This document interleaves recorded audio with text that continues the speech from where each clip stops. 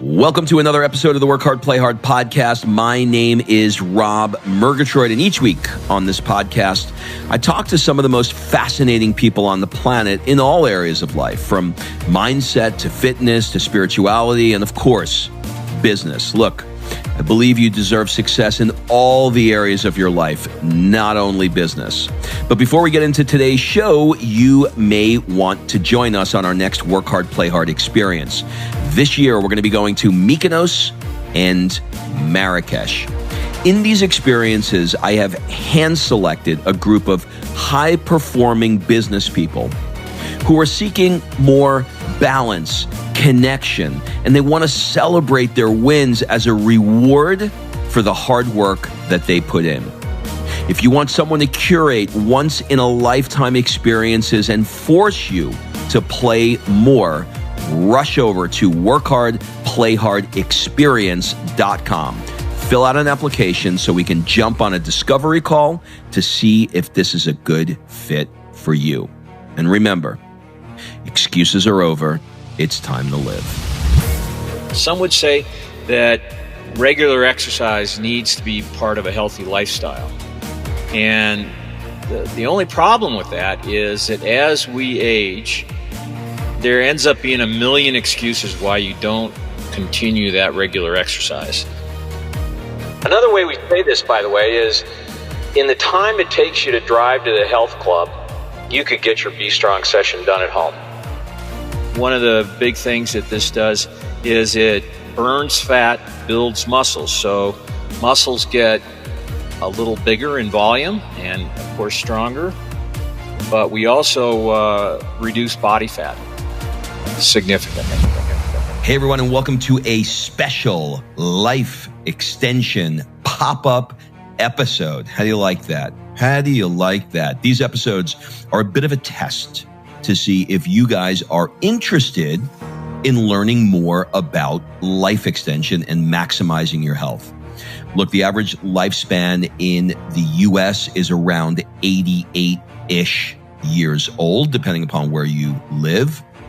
And new technologies are helping people live much longer lives. And some people believe that we could actually double our lifespan within the next 40 years. So in this series, we're going to explore all sorts of anti-aging and life-extending technologies.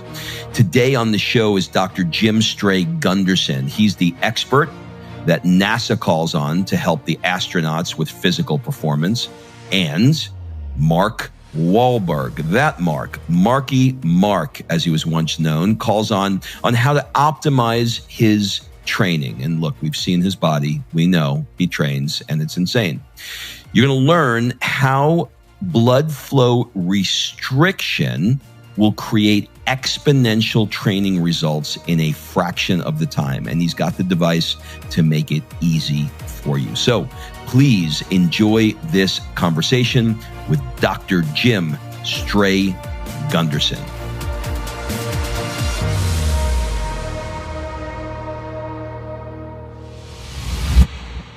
Dr. Jim Stray-Gundersen, welcome to the show. Thank you so much.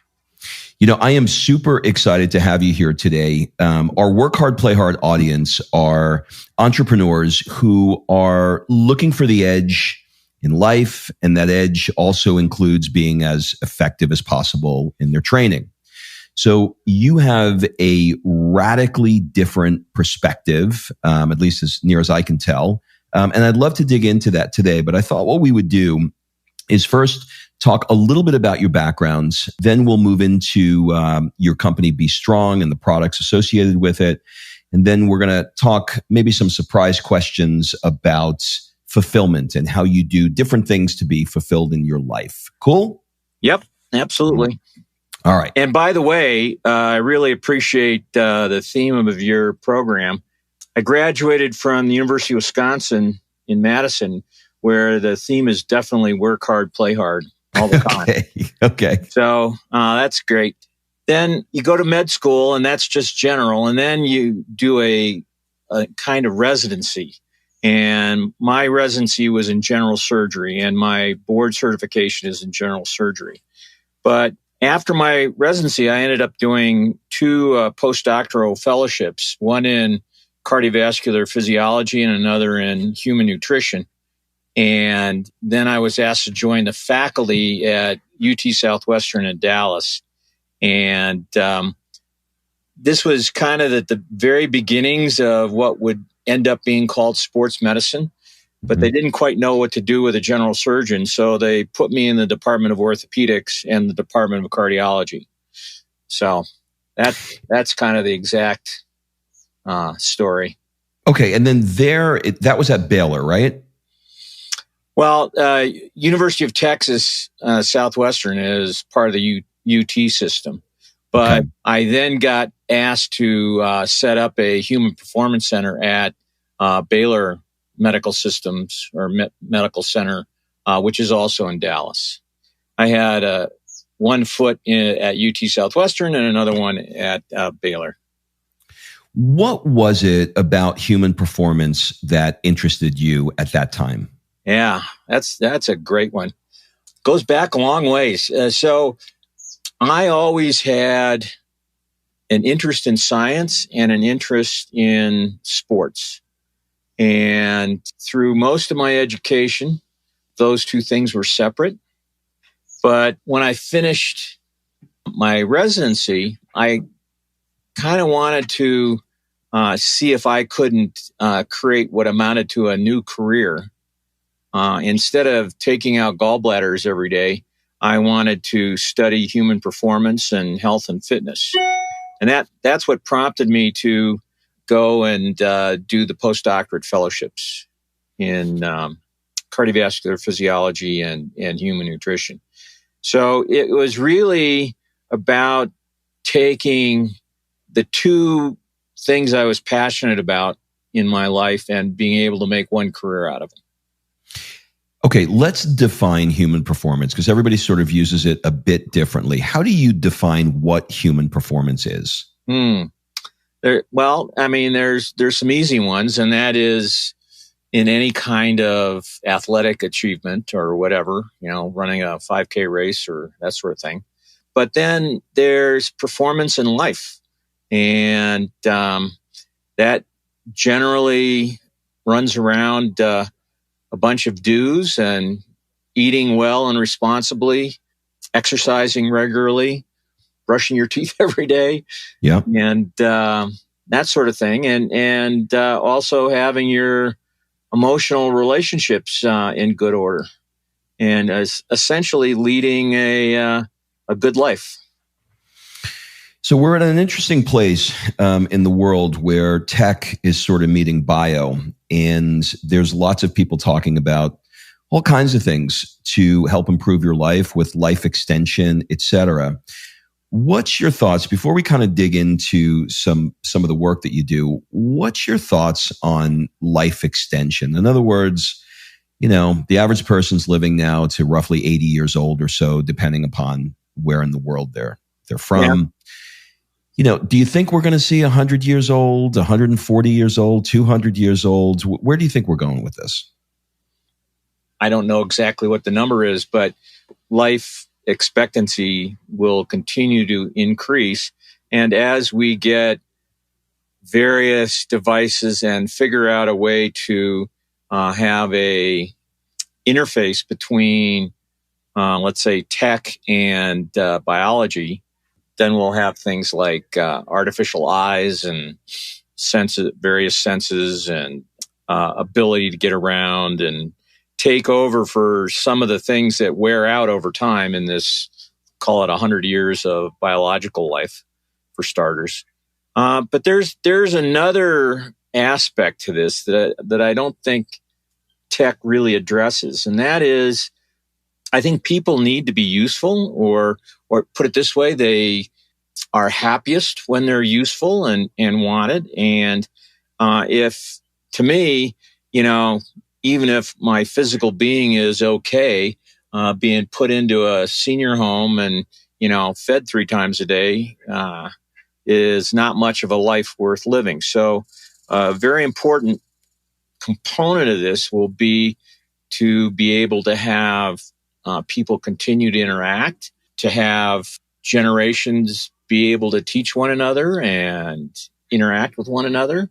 All those sorts of things that I think really, in many ways, we put up with various physical inabilities to be able to do those kinds of things.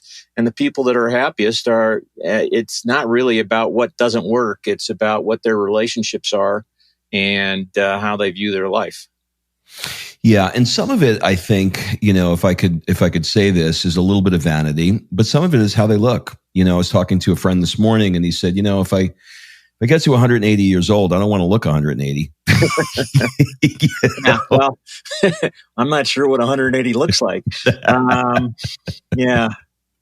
So you've worked with many Olympians in various sports to maximize their performance. A good example of that would be your relationship with the famous runner Alberto Salazar. Maybe you could explain what blood flow restriction training is, and maybe talk about how it entered your life. Well, some would say that regular exercise needs to be part of a healthy lifestyle. And the only problem with that is that as we age and we get one kind of little injury after another, or something gets in the way where our job takes us out of our usual habits, and maybe then family and kids come along that eat up your time that you would otherwise spend exercising, there ends up being a million excuses why you don't continue that regular exercise. And blood flow restriction training ends up eliminating almost all those excuses. So in very short order, 15 to 20 minutes, either daily or 3 times a week, you can get a very vigorous workout that gets all of your systems functioning in an optimal way. And it's easy to do that without having to sustain the injuries and everything else that might be associated with having 300 pounds over your head.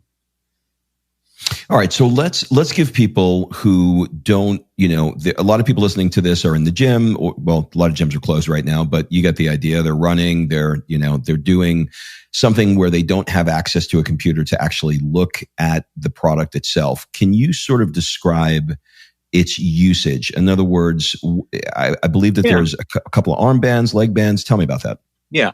So typically for an individual set of Be Strong, there's a pair of armbands and a pair of leg bands and a little hand pump, like on a blood pressure cuff.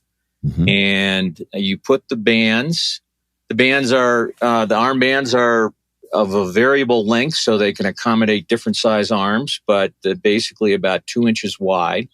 And it goes above your bicep and below your deltoid.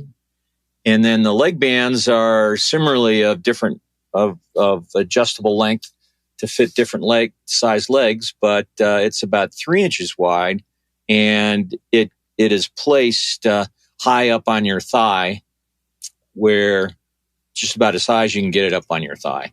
And then you pump these things up to some recommended pressures that are just kind of arbitrary numbers, but what they do is they inflate the bladder, which then puts pressure and contracts onto the extremity. And in so doing, what we're really doing is we're limiting the ability of venous blood to get out of the extremity. We're not cutting it off. We're just limiting it. It's kind of putting a resistor in the circuit. And so what happens is blood backs up into the capillaries and venous in the veins. And then whatever muscles end up exercising end up not getting their blood delivered in a timely fashion. And along with the blood, the oxygen that the blood is carrying is not adequate to sustain the work that's being done. This ends up creating a metabolic crisis in those muscles, and that is perceived as, I don't know, a muscle burn or muscle fatigue, something like that. And this fatigue signal stimulates local protein synthesis to improve the conditions that are there. But it also goes up into the brain and rattles around in the brain for a while. It goes to your cortex where you perceive it to be fatigue and effort, but it also goes to the autonomic nervous system, and it also goes to the thalamus and the hypothalamus, which control the release of hormones from the pituitary gland, including growth hormone. And so now growth hormone, or an anabolic hormonal cascade, is stimulated, and this goes throughout the body so that any tissues that were working, whether they were above or below the bands, will get the benefit of this anabolic hormone cascade that's going on. And these things amplify whatever local processes are going on. So, number one, you don't get the damage associated with standard heavy exercise. But number two, you stimulated the body to adapt as rapidly as possible to these new circumstances where they perceive the muscles, or the brain perceives that the muscles need to be stronger. They need to have a better blood supply. The bones and tendons that are associated with them also need to improve. So in a way, we've kind of like biohacked this thing. We're tapping into the normal adaptive systems for very strenuous work. Only thing is, we didn't have to do that work. And we've just created the signal by impeding or restricting the amount of blood that working tissues are getting. Now, is this used only during activities like running, or is it any sports activity? It can be applied to anything. Literally anything. In water, out of water, indoors, outdoors, summer, winter. We have skiers skiing with these things. We have swimmers swimming. We have rowers rowing, soccer players playing soccer, or just doing a series of calisthenics in your bedroom first thing in the morning.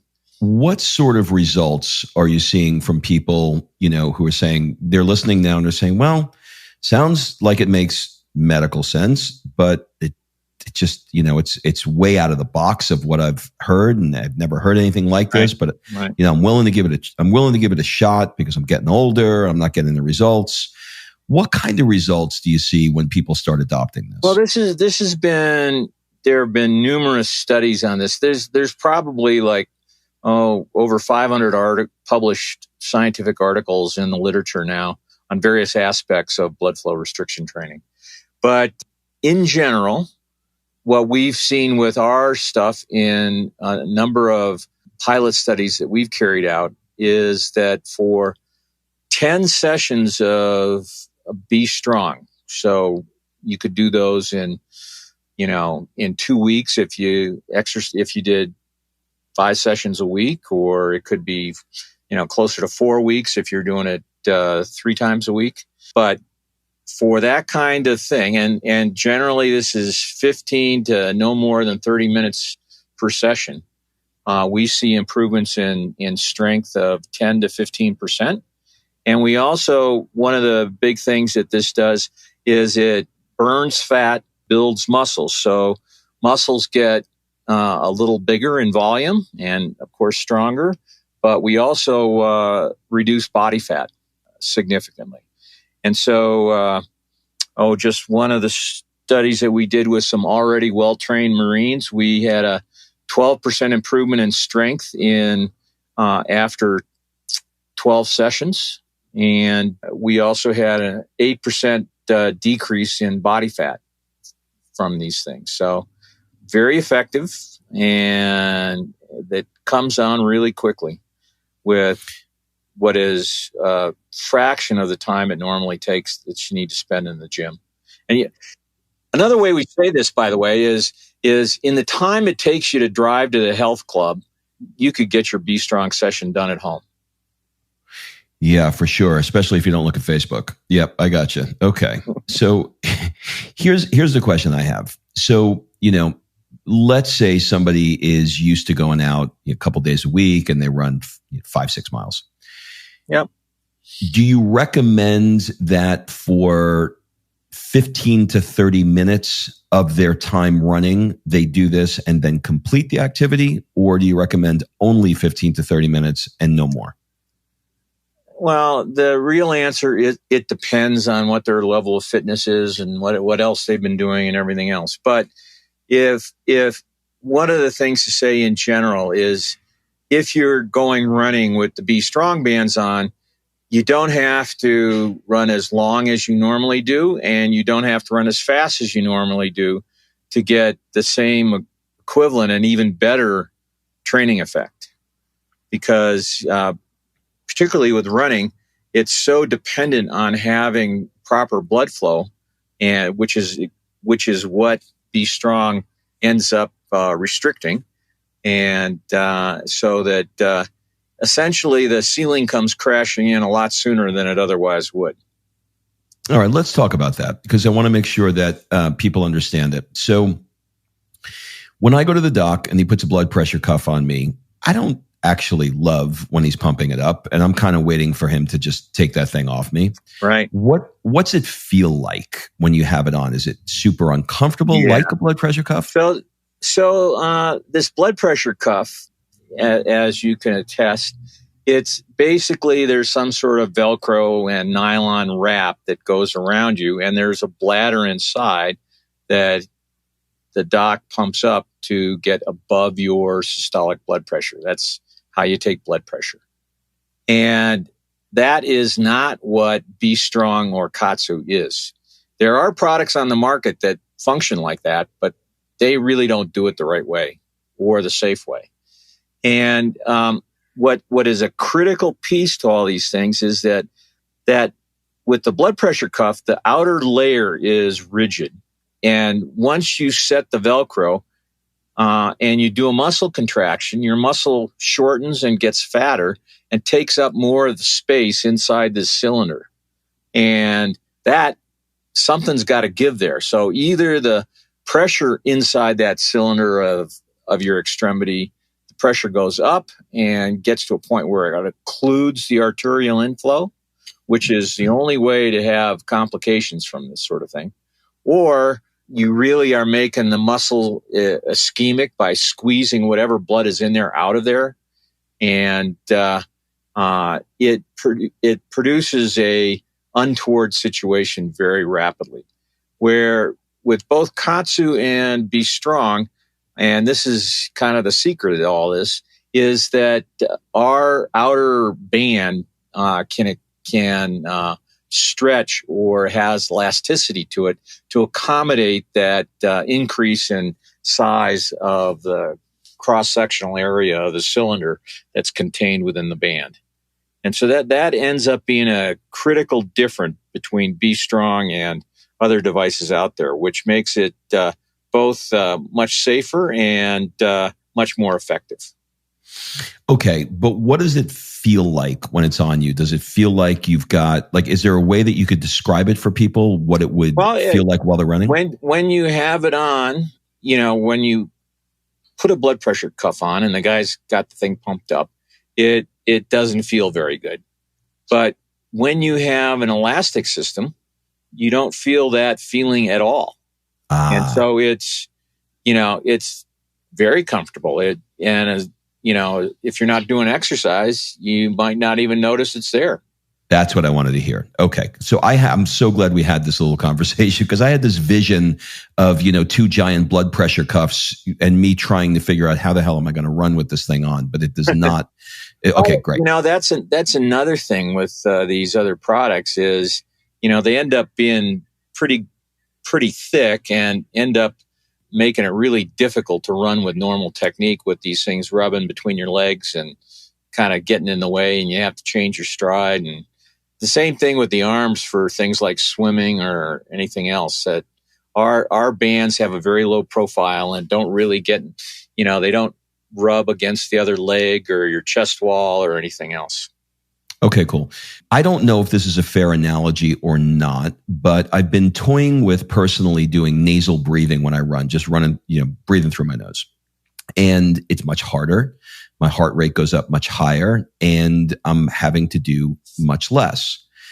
Is this the same sort of thing where if people have, a heart rate monitor on, or, they're looking at their watch and they're kind of measuring where their, beats per minute is, et cetera, are they going to start seeing a difference where they're getting winded quicker, or their heart rate is going up higher, or there's, they have to slow down because they're getting dizzier, anything like that? Well, if we take your example to a little bit of an extreme and we duct tape your mouth and your nose while you're trying to run, it's not very long before you run out of oxygen and you can't do it anymore. And what's happening there is the entire body is being deprived of the oxygen it needs to function. So your brain's not getting it, your heart's not getting it, let alone the muscles and everything else that need it. With Be Strong training in our bands, we're restricting that hypoxia or that insufficient oxygen supply only to the working muscles. So the brain and the heart and the liver and the lungs are all happy campers. And so you don't get into this situation where there's a lot of distress caused just by the hypoxia. So it's more local. Yep. Got it. Okay. So this strategy is sort of making its way now into mainstream, with celebrities starting to adopt it, like Mark Wahlberg. Are you two working together on his training, or is he just doing this separate from you? No, he's very much part of our team. He is. Okay. Tell me about that. Is he like an ambassador for you guys? Is he testing it out? Well, I would put it in a way, of course, he's an ambassador just by who he is, but we ended up turning him and his personal trainer onto this, and they loved it, and then wanted to get involved. So we thought that was great, and so he's literally part of our team. And at this point, he'll do Instagram posts or whatever and talk it up. That's amazing. I mean, you could not buy anything like that. So that's incredible. I'd like to switch gears a little bit and ask you if you could tell us the story of how you helped Todd Lodwick 40 days before Sochi. Okay. After a crash that broke his ribs and trashed his rotator cuff. Right. He fell on doing a ski jump on January 9th, 2014. And he ended up, as you say, he had a pretty bad fracture of his humerus, his upper arm bone. And he tore his rotator cuff, and he broke a couple ribs, and he had a little bit of a head injury. And, he had already been qualified for the Sochi Olympics, which were the next month. And this happened in Germany, and we flew him home the next day, and he saw our shoulder orthopod. And the guy said, well, Todd, really, we need to fix this and go in there and kind of put you back together. But this is going to mean you can't go to the Sochi Olympics, because, it's going to take a good 3 months to heal this thing up where you're going to be able to compete at the earliest. And Todd didn't like that answer. And at the same time, I had been starting to develop these various blood flow restriction protocols. And I said, well, we can try our blood flow restriction techniques. And if they work really, really well, we can maybe get you to Sochi. And if they don't, then you can go get the operation because the season's over. And Todd said that sounded better than no chance at all. So off we went, and we were doing 2 sessions a day. And the key elements to this kind of thing is, number one, if you're going to want to have a fracture or an injury like this heal, you have to mobilize the shoulder for a good period of time. So, and if you do something like immobilize a shoulder or put a leg cast on or whatever else, your fitness for being able to compete at something goes out the window very quickly as muscles atrophy and you get out of shape and everything else. So our approach was to take all the uninjured parts and keep them as fit as possible while first immobilizing and then gently doing blood flow restriction training on the injured parts to try to get them to heal as quickly as possible. And long story short, he ended up doing well enough so that the team took a chance on taking him over to Sochi. And as it happened, he ended up being elected flag bearer for the U.S. and carried the flag in both his right and left arm, and it was his left shoulder that was fractured in the opening ceremonies. And then a couple days later, he did his first ski jump since he fell and did well.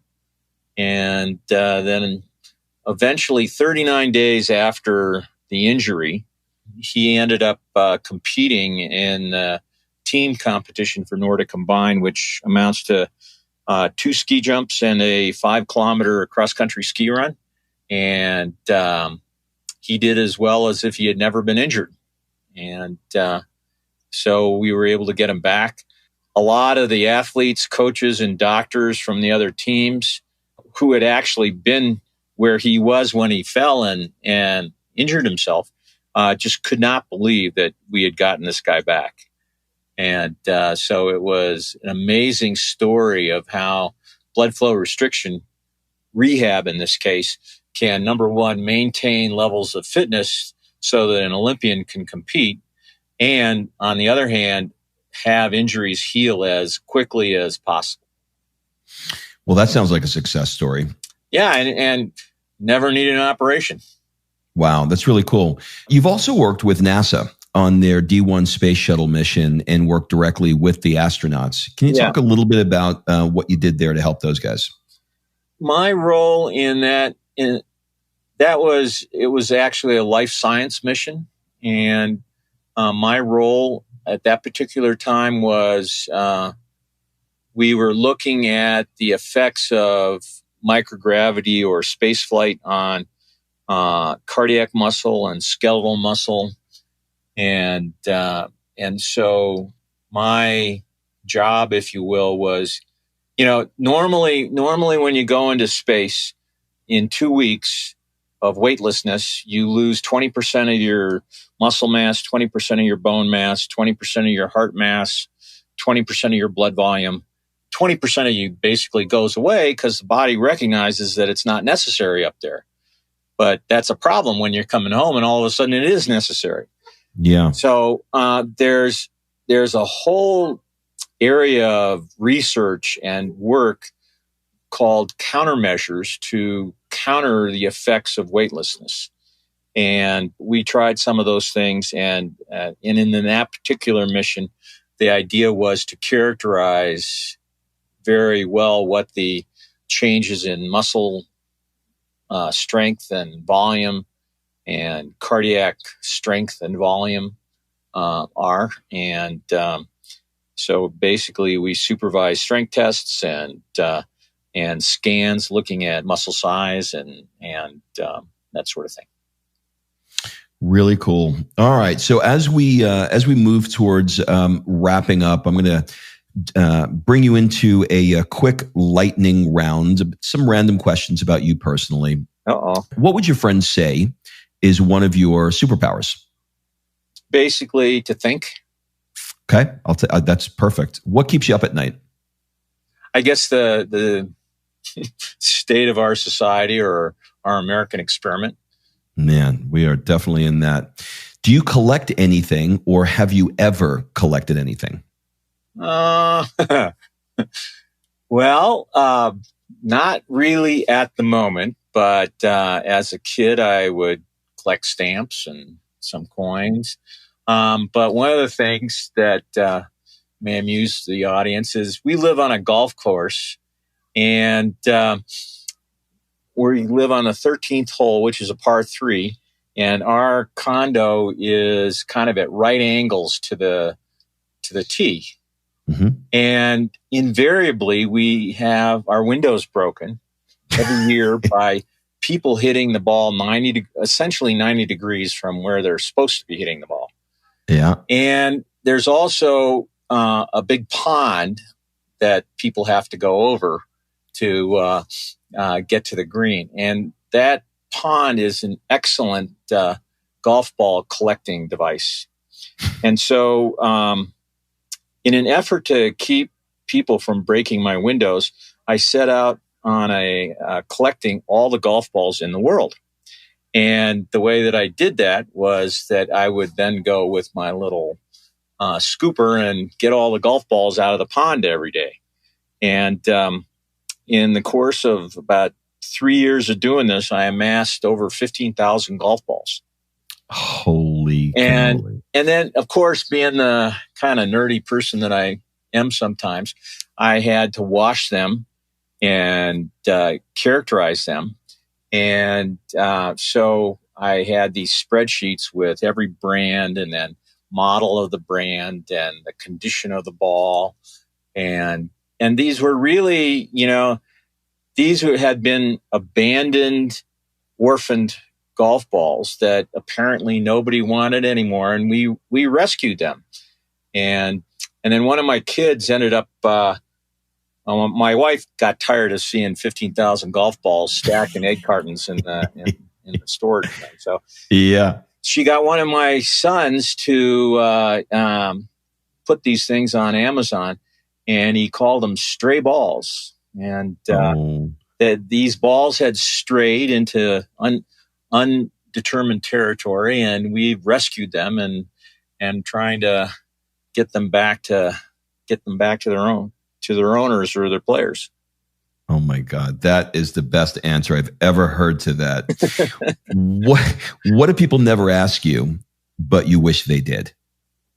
Most people I meet and end up having conversations with don't really understand, the work I've done in terms of physiology and exercise physiology and sport performance. So I rarely get asked about any of these performance enhancing techniques or anything else that really my career's been about. Yeah, I could see that. They want to talk about golf balls. Yeah. What book have you reread the most? There's a series of spiritual books written by a guy named Carlos Castaneda. And the first one's it's about these Mexican Indians, and they're essentially herbolarios, or the witch doctor that runs them. And it's a whole construct about a spiritual world that's really interesting. And it has influenced me and in many ways taught me how to live what they describe as the life of an impeccable warrior, which is everything honorable and doing things that end up providing you happiness both here and in the afterlife. I love that. That was Wayne Dyer's favorite. I don't know if you know who Wayne Dyer is, but that was his favorite author. He always talked about that. Really? Mm-hmm. Wow. Yeah, Carlos Castaneda. It's in most of his books. Yeah, really fascinating. Well, listen, this has been fantastic. Do you have any final words, suggestions, or an ask for the people that are listening? I think a good one is work hard, play hard. There you go. That is the name of the show. And thank you so much for taking the time. We're going to link up in the show notes how everybody can get their hands on one of these. And I really do appreciate the work that you're doing. And thanks for taking the time. Yep. More than welcome. Happy to do it. All right. Thanks for listening. If you love this episode and you know someone that needs some help in either stepping up their work hard game or their play hard game, it would mean the world to me if you shared this podcast with them to help me get this movement out there. So if you like what you heard, head on over to iTunes, take 30 seconds and leave me a 5-star review, and I will be forever grateful. So until the next episode, excuses are over. it's time to live.